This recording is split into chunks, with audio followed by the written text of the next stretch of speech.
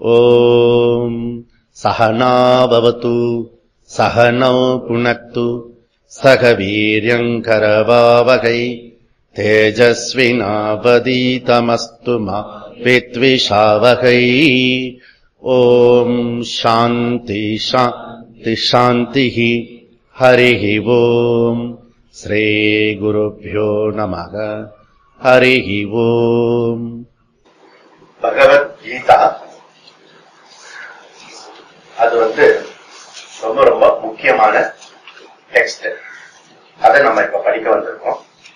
அதுக்கு உதவியா இருக்கிறதுக்காக நாம இப்ப பாராயணத்துக்கு வந்திருக்கோம். அதுக்காக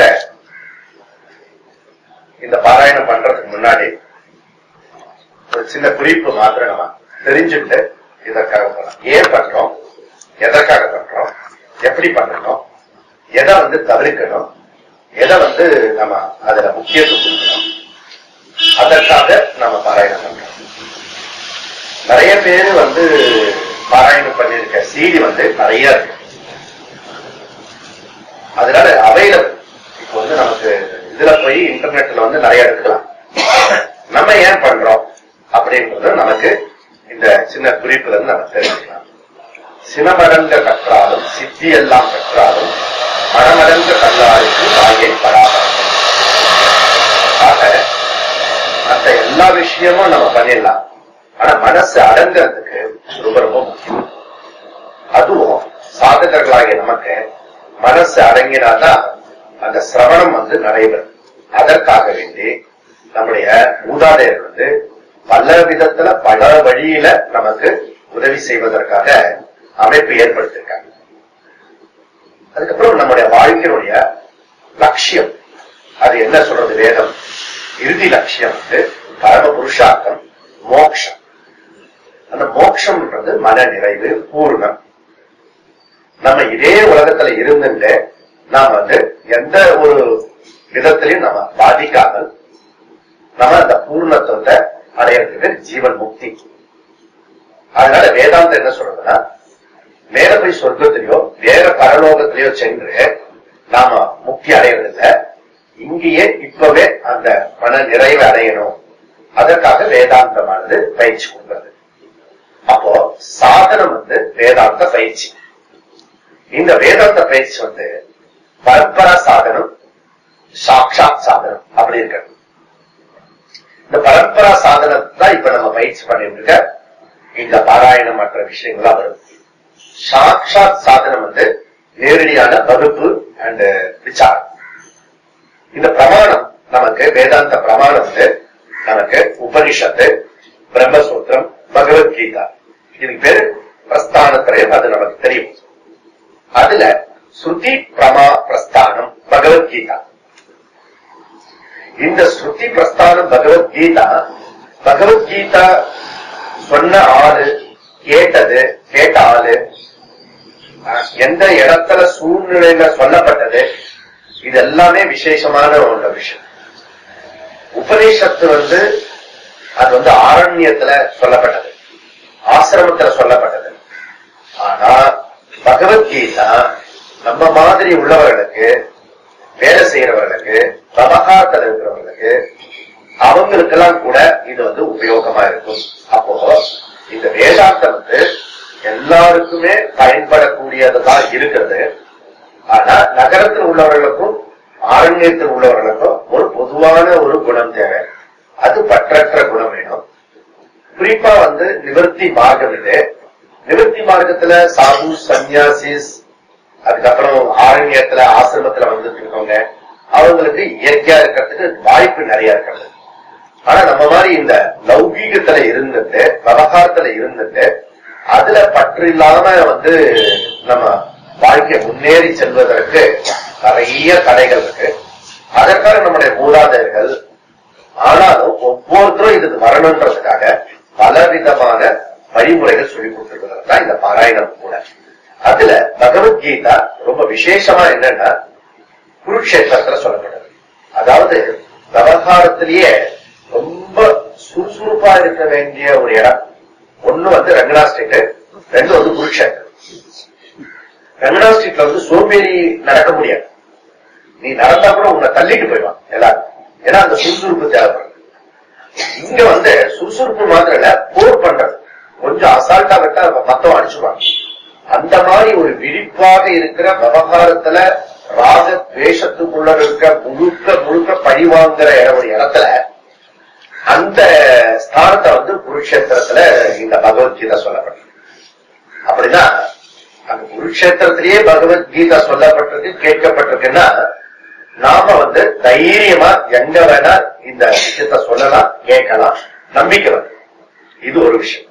ரெண்டாவது விஷயம் வந்து இது சொன்னவனும் ராஜா, கேட்டவனும் ராஜா. குறிப்பா வந்து அரசர்களுக்கு சாதாரண ஜனங்களை விட அதிகமான அலுவல் இருக்கும். அப்படி வேலைகள் பல விதமான அவர்களுக்கு சுமத்தப்பட்டாலும் அதிலையும் கூட அவர்களால வேதாந்தம் வந்து படிக்க முடியும் என்பது இவர்கள் 2 பேருமே சாட்சி. அது மாத்திரம் இல்ல, சோ இந்த குருக்ஷேத்திரத்துல பகவான் வந்து அர்ஜுனனுக்கு சொன்னார். 2 பேருமே சாதாரணமானவர்கள் இல்லை. ஒண்ணு வந்து பகவான், அது கேட்கவே வேண்டாம், ஸ்ரீகிருஷ்ணன் அவதார மூர்த்தி. இரண்டாவது வந்து அர்ஜுனன் வந்து எல்லா விதமான தகுதிகளையும் அடைந்தவன். எல்லா விதமான தகுதிகளையும் தர்மத்துக்கு அவனுக்கு என்ன வேணுமோ அத்தனை தகுதிகளையும் தர்மத்துக்கு உட்பட்டவன். ஆனா வேதாந்தத்துக்கு வரும்போது அவனுடைய தகுதி அதர பாதாளமாக்கப்பட்டிருக்கு.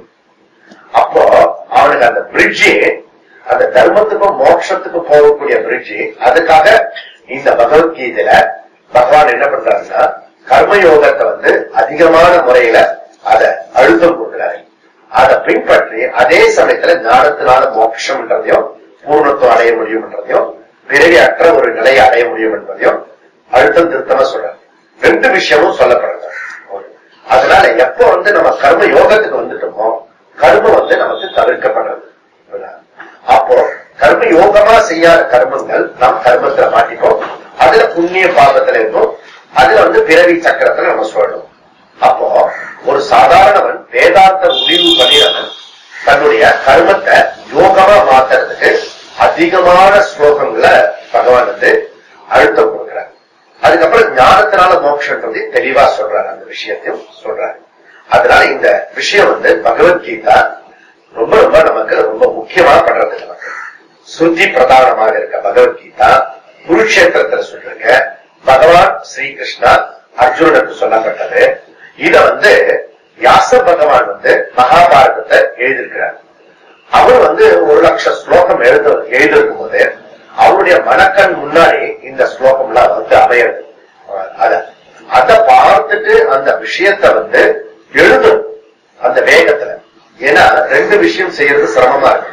ஏன்னா இதுவே வந்து மனக்கண்ல இருக்கிற ஞாபகப்படுத்திட்டு அந்த விஷயத்த சொல்லணும்.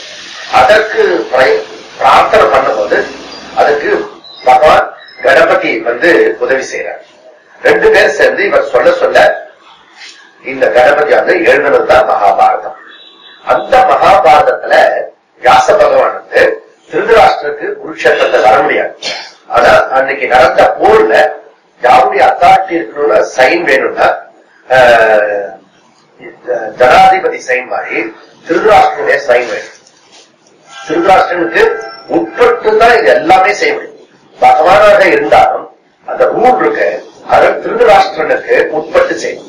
அது திருதராஷ்டிரனுக்கு தெரியாமல் எதுவும் செய்யக்கூடாது. அதனால இதுதான் இது நம்முடைய தர்மங்கள். அதுல வந்து வியாச பகவான் அந்த திருதராஷ்டிரனுக்கு நீ வந்து நேரடியா பார்க்கிறியா, உனக்கு திவ்ய சக்ஷு தரேன் அப்படின்றார். இல்ல எனக்கு அதை பார்க்கறதுக்கு சக்தி இல்லை.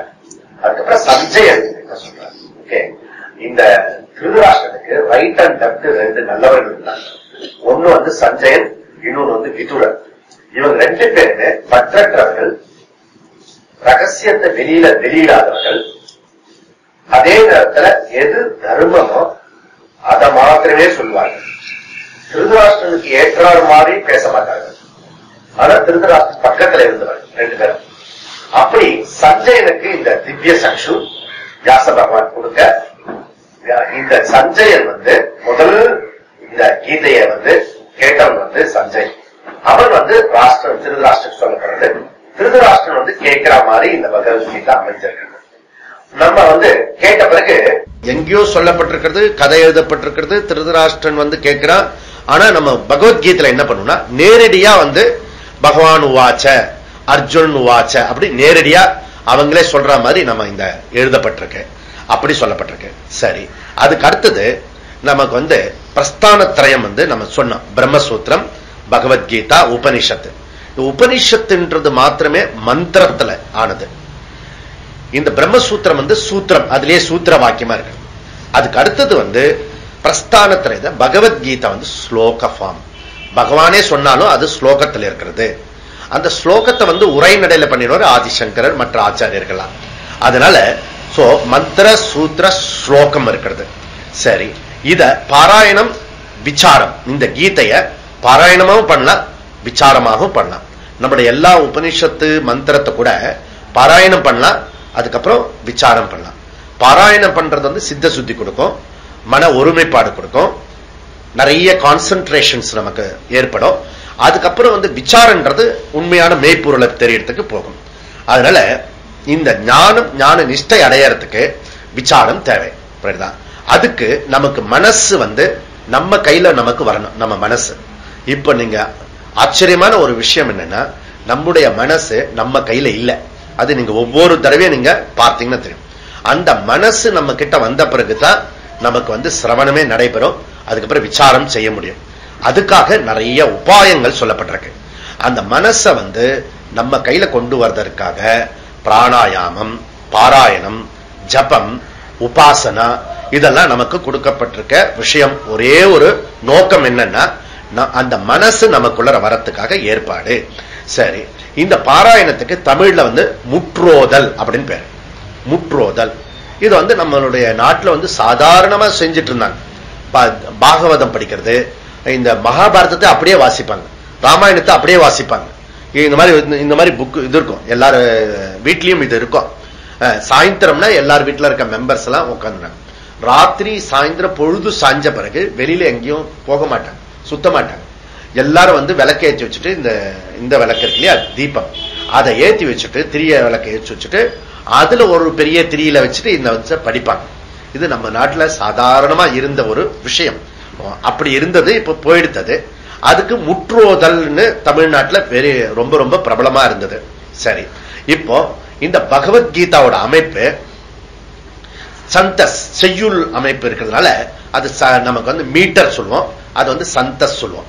2 மீட்டர் இதுல இருக்கிறது, அனுஷ்டுப் சந்தகா, திருஷ்டுப் சந்தகா. அதனால அனுஷ்டுப் சந்தகா அந்த இது இருக்கிறத அதுல வந்து அதுக்கு ஒரு உதாரணமும், அதுக்கப்புறம் திருஷ்டுப் சந்தக ஒரு உதாரணமும் நம்ம பார்த்தோம்னா, நாசதோ வித்யதே பாவஹா நா பாவோ வித்யதே சதஹா உபயோரபி திருஷ்டோந்தஹ த்வனயோஸ்தத்வதர்ஷிபிஹி. இது அனுஷ்டுப் மீட்டர். திருஷ்டுப் என்ன? ந ஜாயதே மிரியதே வா கதாசித் நாயம் பூத்வா பவிதா வா ந பூயஹ அஜோ நித்ய சாஸ்வதோயம் புராணஹ ந ஹன்யதே அன்யமானே சரீரே. இது வந்து நமக்கு வந்து அங்கங்க வந்து பரீட்சை வைக்கிற மாதிரி இருக்கும். அந்த அனுஷ்டுப்ல சொல்லிட்டே வருவோம், திடீர்னு ஒரு 2-3 ஸ்லோகம் வந்து திருஷ்டுப்ல வந்துடும். அப்புறம் நாம வந்து அடுத்தது அபியாசம் பண்ண போறோம் 11வது அத்தியாயம். அது முழுக்க முழுக்க நமக்கு டெஸ்டிங். அந்த இடத்துல அனுஷ்டுப்பே வர, அந்த திருஷ்டுப் ஃபுல்லா வரப்போறது. அதனால இந்த மாதிரி 2 விதமான சந்தஸ் மாத்திரம் இங்க உபயோகப்படுத்துறோம். இது முதல் விஷயம் நம்ம தெரிஞ்சிக்க வேண்டியது.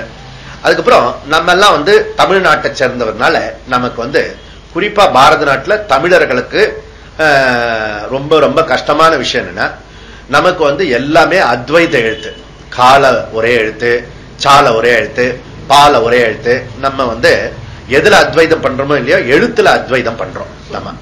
அதனால நமக்கு தொந்தரவு என்னன்னா, க க க க இது எல்லாத்தையும் ஒரே மாதிரி கான்னு சொல்லிடுவோம்.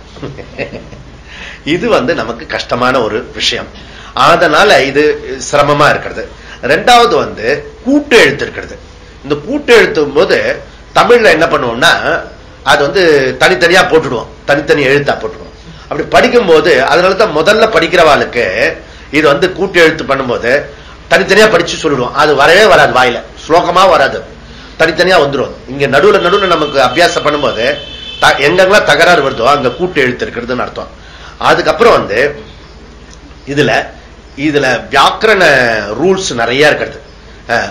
அதனால இலக்கணத்துல பலவிதமான சமஸ்கிருதத்திலேயே அதிகமா இலக்கணம் இருக்கிற ஒரு மொழி இருக்குன்னா அது வந்து சமஸ்கிருதம். ஓகே, ஒரு கிராமரே கொஞ்சம் அப்படி சும்மா தொடச்சு விட்டுற மாதிரி இருக்கிறதுன்றது இங்கிலீஷ்.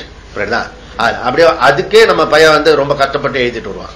அதனால சமஸ்கிருதத்துல வந்து இந்த வியாக்கரணம் படிச்சுட்டா அவன மாதிரி மெமரி பவர் வந்து ஜாஸ்தி வந்துடும். ஆட்டோமேட்டிக்கலி அவனுக்கு புத்திசாலி ஆயிடுவான். அதனால ஸ்தூல புத்தி அதிகமா வந்துடும் எல்லாரை விட சமஸ்கிருதம் படிச்சிருந்தா. அந்த மாதிரி இதுல விசர்க இருக்கிறது, அப்புறம் சந்தி ரூல் இருக்கு.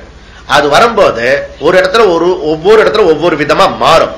இதுல நம்ம வந்து பார்க்க வேண்டிய விஷயம்.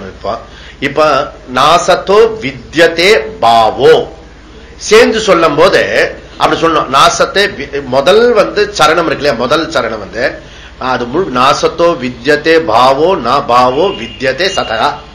இது ஒண்ணு. இது ஒரு சென்டென்ஸ். நாம என்ன பண்றோம்னா ஒவ்வொரு சென்டென்ஸையும் நம்ம வந்து 2 பதமா பிரிக்கிறோம். அப்போ நமக்கு வந்து இது முதல் பதம், 2வது பதம், 3வது, 4வது 4 பதமா பிரிச்சு நம்ம இதை சொல்றோம். அதனால இதுல வந்து பிரிக்கும் போது சந்தி ரூல் பிரகாரம் அதுல சிலது எழுத்துக்களை சேர்க்க வேண்டியிருக்கும், சில எழுத்துக்களை நீக்க வேண்டியிருக்கும், சிலது வந்து சைலண்டா சொல்ல வேண்டியிருக்கும், சிலது மாடிஃபை பண்ண வேண்டியிருக்கும். இதெல்லாம் நமக்கு இருக்கிற விஷயம்.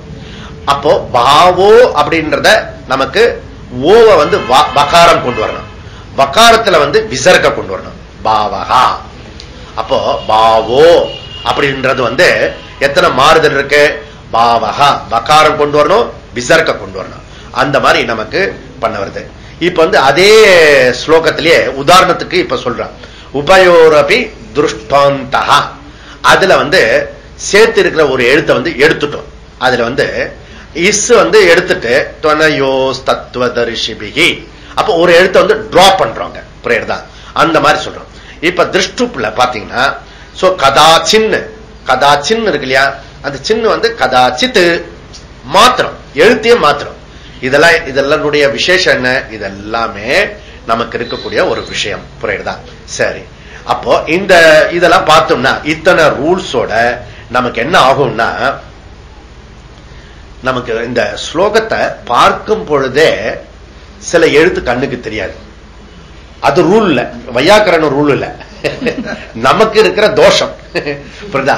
அப்புறம் வந்து ஒரு எழுத்த இப்ப என்னெல்லாம் ரூல் சொல்லணுமோ அதை நாமே சொந்தமா பண்ணிடுவோம். ஒன்ன சேர்த்துருவோம், விசர்க்க வந்து விட்டுடுவோம். விசர்க்க வந்து தானாவே ஒரு இடத்துல வந்து நமக்கு அப்படி பிரபாவமா அதுல சேர்த்து விட்டுருவோம், இல்ல விட்டுருவோம். இதெல்லாம் நமக்கு இருக்கக்கூடிய ஒரு மாயாஜாலம்.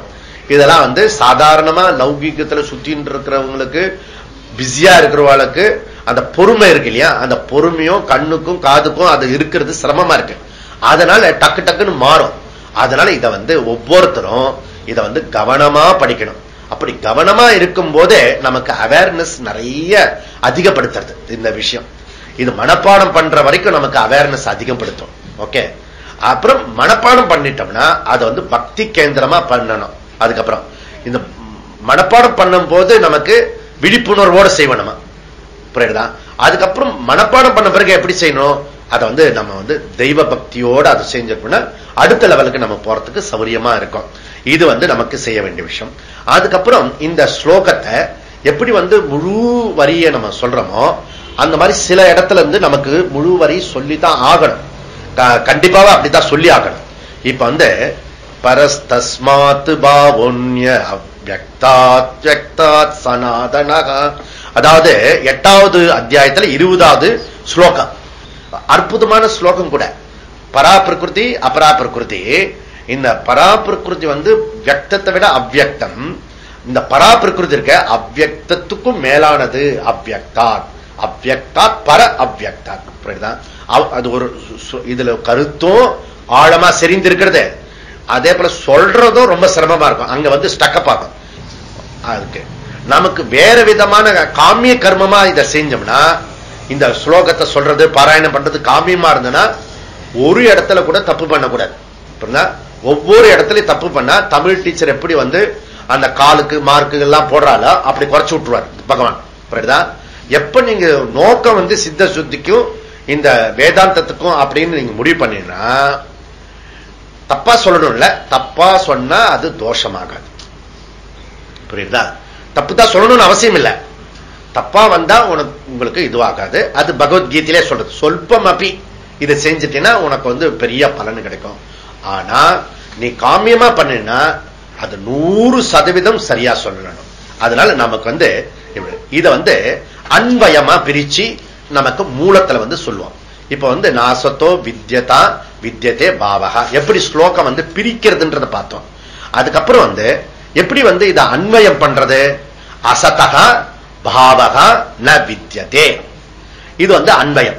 அதாவது நாசத்தோ வித்யதே பாவகா, நாசத்தோன்றத அசதகா நக து 3 சொல்லா பிரிக்கிறோம். அந்த ஒரு சொல்லுல 3 சொற்கள் ஃபார்ம் இருக்கிறது. நாசத்தோ வித்யதே பாவகா.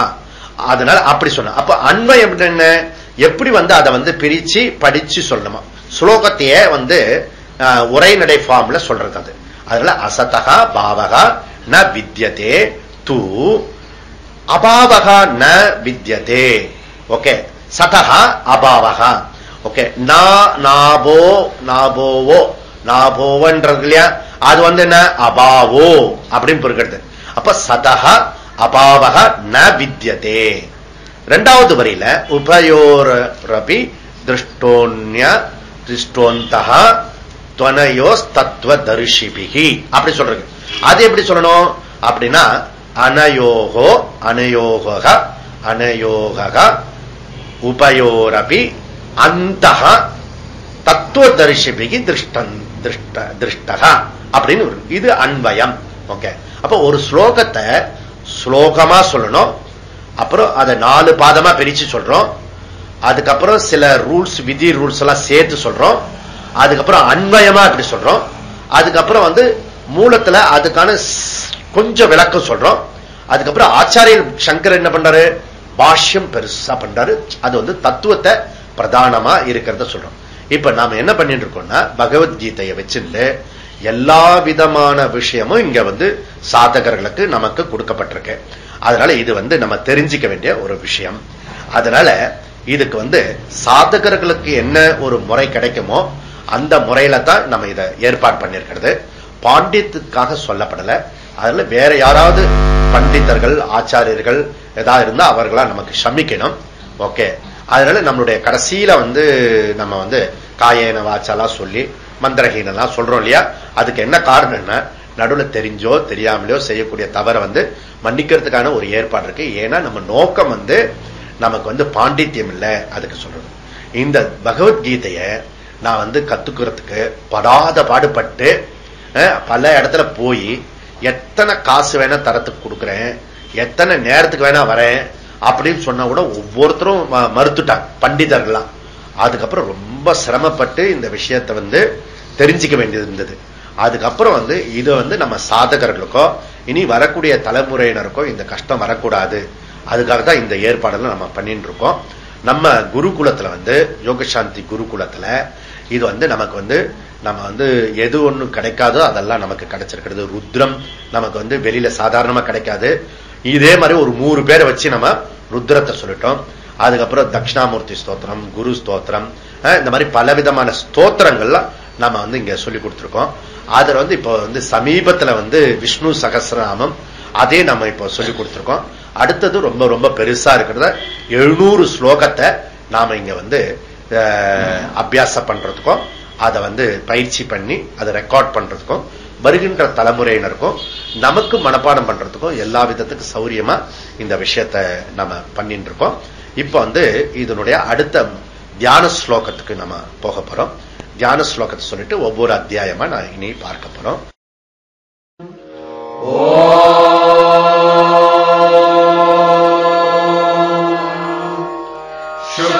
शुक्लाम्बरधरम् विष्णुम् शशिवर्णम् चतुर्भुजम् प्रसन्नवदनम् ध्यायेत् सर्वविघ्नोपशान्तये।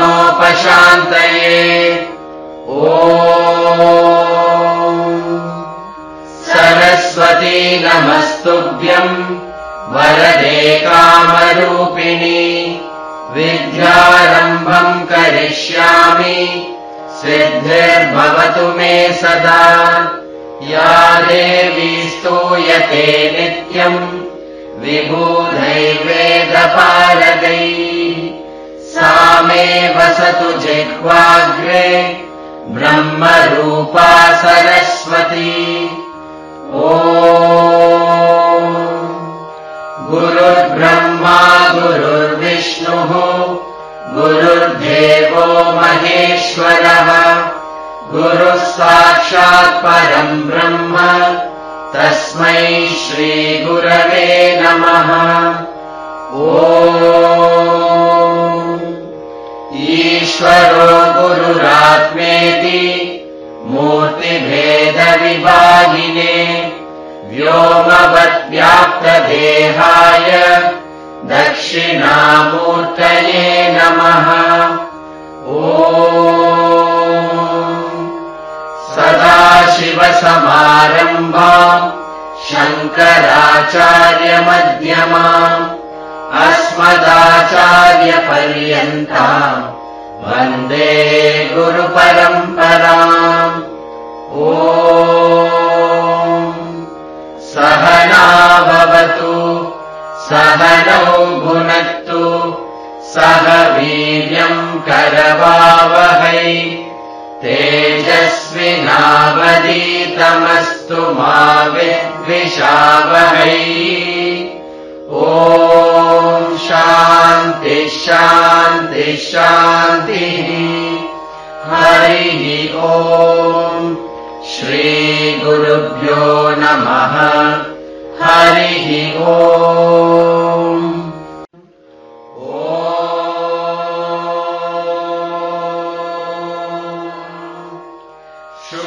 शुक्लाम्बरधरम् विष्णुम् शशिवर्णम् चतुर्भुजम् प्रसन्नवदनम् ध्यायेत् सर्वविघ्नोपशान्तये ॐ सरस्वती नमस्तुभ्यम् वरदे कामरूपिणि विद्यारम्भम् करिष्यामि सिद्धिर्भवतु मे सदा या देवी स्तूयते नित्यम् विबुधैर्वेदपारगैः सा मे वसतु जिह्वाग्रे ब्रह्मरूपा सरस्वती ॐ गुरुर्ब्रह्मा गुरुर्विष्णुः गुरुर्देवो महेश्वरः गुरुः साक्षात् परम् ब्रह्म तस्मै श्रीगुरवे नमः ॐ ईश्वरो गुरुरात्मेति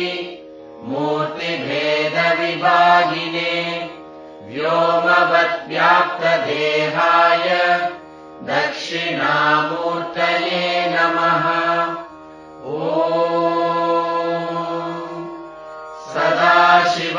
सदाशिवसमारम्भाम् शङ्कराचार्यमध्यमाम् अस्मदाचार्यपर्यन्ताम् वन्दे गुरुपरम्पराम् ॐ सहना भवतु सहनौ भुनक्तु सह वीर्यम् करवावहै तेजस्विनावधीतमस्तु मा विद्विषावहै ॐ शान्ति शान्ति शान्तिः हरिः ॐ श्रीगुरुभ्यो नमः हरिः ॐ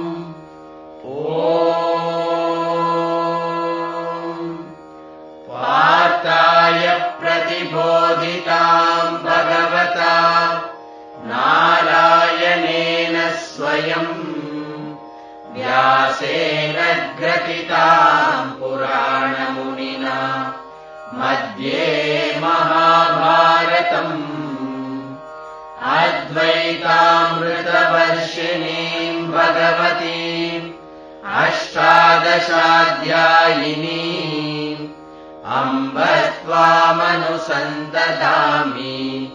भगवद्गीते भवद्वेषिणी।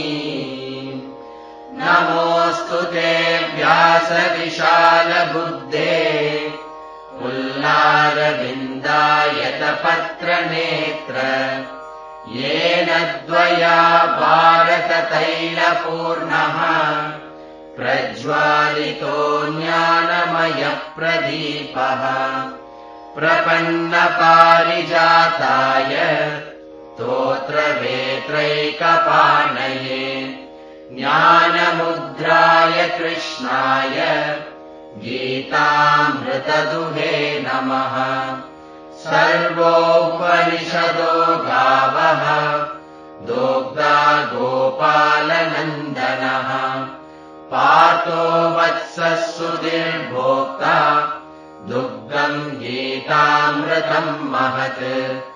वसुदेवसुतम् देवम् कंसचाणूरमर्दनम् देवकी परमानन्दम् कृष्णम् वन्दे जगद्गुरुम्। भीष्मद्रोणतटा जयद्रथजला गान्धारनीलोत्पला शल्यग्राहवती कृपेण वहनी कर्णेन वेलाकुला। अश्वत्थामविकर्णघोरमकरा दुर्योधनावर्तिनी सोतीर्णा खलु पाण्डवैरणनदी कैवर्तकः केशवः। पाराशर्यवचः सरोजममलम् गीतार्थगन्धोत्कटम् नानाख्यानककेसरम् हरिकथा सम्बोधनाबोधितम्। लोके सज्जनषट्पदैरहरहः पेपीयमानम् मुदा भूयाद्भारतपङ्कजम् कलिमल प्रध्वंसिनः श्रेयसे। मूकम् करोति वाचालम् पङ्गुम् लङ्घयते गिरिम् यत्कृपातमहम् वन्दे परमानन्दमाधवम्। यम् ब्रह्मा वरुणेन्द्ररुद्रमरुतः स्तुन्वन्ति दिव्यैस्तवैः वेदैः साङ्गपदक्रमोपनिषदैः गायन्ति यम् सामगाः।